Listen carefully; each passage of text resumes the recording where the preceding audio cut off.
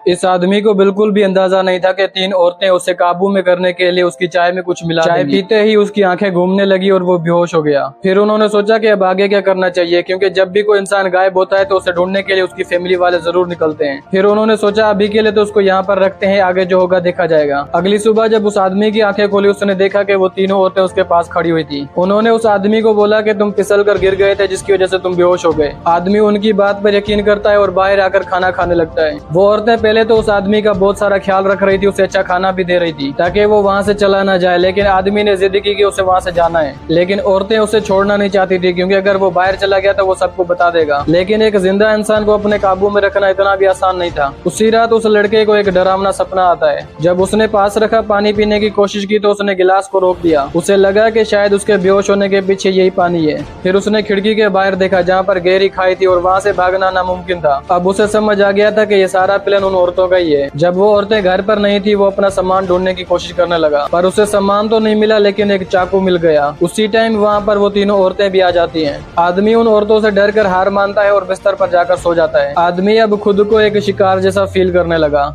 फिर रात हो जाती है और पहरा देने वाली औरत को नींद आ जाती है। आदमी ने मौके का फायदा उठाया और भागने की कोशिश की। आदमी चुपचाप और जल्दी से वहाँ से तो निकल आता है, लेकिन वहाँ के रास्तों का उसको कुछ भी पता नहीं था। गलती से भागकर वो एक बकरे के सामने आकर रुकता है, लेकिन उस बकरे ने उस पर ध्यान नहीं दिया। फिर आदमी जैसे तैसे करके अपनी जान बचाकर वहाँ से भाग गया।